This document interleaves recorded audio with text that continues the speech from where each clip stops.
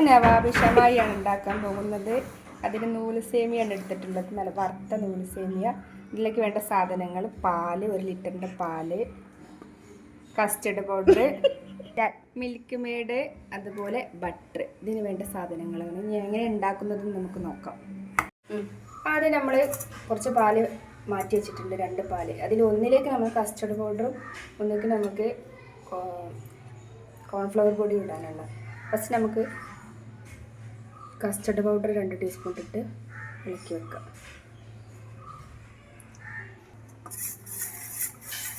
ഇനി ഈ പാലിലേക്ക് 2 ടീസ്പൂണ് കോൺഫ്ലവർ പൊടി ഇട്ടിട്ട് മിക്സാക്കി വെക്കാം. പാൻ അടുപ്പത്ത് വെച്ച് ചൂടായിട്ടുണ്ട്. ഇനി നമുക്ക് ഇതിലേക്ക് ബട്ടർ ഇട്ട് കൊടുക്കാം. അപ്പോൾ ഒരു പീസ് ബട്ടർ ഇട്ട് കൊടുക്കാം. ആയിട്ട് നമുക്ക് ഇതിലേക്ക് സേമിയ ഇട്ട് കൊടുക്കാം. അപ്പോൾ ബട്ടർ നന്നായിട്ട് മെൽറ്റായി ഇതിലേക്ക് നമുക്ക് സേമിയ ഇട്ട് കൊടുക്കാം. ഇനി ഇതൊന്ന് ഈ ബട്ടറിൽ കിടന്നിട്ടൊന്ന് റോസ്റ്റായിട്ട് വരണം. അതുവരെ ഒന്ന് നമുക്ക് ഇളക്കി കൊടുക്കാം. അപ്പോൾ അത് നന്നായിട്ട് റോസ്റ്റായിട്ടുണ്ട്. ഇനി നമുക്ക് തീ ഓഫാക്കാം. ഇനി ഇതിലേക്ക് നമ്മൾ പൊടിച്ച് വെച്ച പഞ്ചസാര ഇട്ട് കൊടുക്കുക. ഇതിലേക്ക് കുറച്ച് പാൽപ്പൊടി ഇട്ട് കൊടുക്കുക. നമുക്ക് കുറച്ച്. ഇനി ഇതെല്ലാം കൂടെ ഇട്ടൊന്ന് നമുക്ക് നന്നായിട്ട് മിക്സ് ചെയ്ത് വെക്കാം. മിക്സാക്കി റെഡി ആയിട്ടുണ്ട്. ഇപ്പോൾ ഇനിയിപ്പോൾ ഞാൻ ആ പാനിൽ തന്നെയാണ് പാല് തിളപ്പിക്കാൻ വെക്കുന്നത്.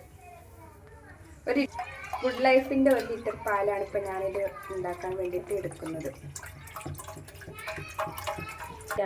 പാല് നന്നായിട്ട് ഇപ്പോൾ തിളച്ച് വരുന്നുണ്ട്. അപ്പോൾ നമുക്ക് ഇതിലേക്ക് മിൽക്ക് മെയ്ഡ് ഒഴിച്ചു കൊടുക്കാം.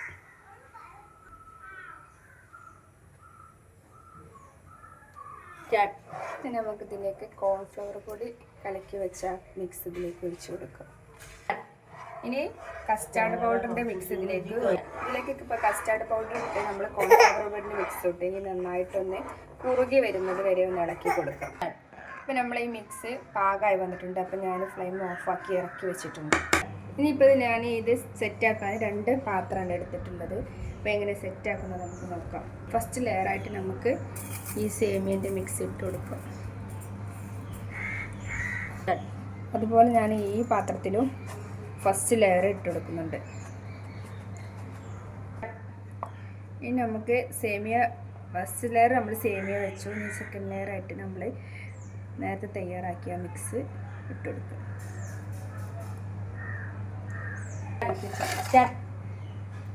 ഇനി നമുക്ക് സെക്കൻഡ് ലെയർ ആയിട്ടുള്ള ലാസ്റ്റ് നമുക്ക് ബാക്കി വരുന്ന മിക്സ് നമുക്കിതിൻ്റെ മേലെ ഇട്ട് കൊടുക്കാം.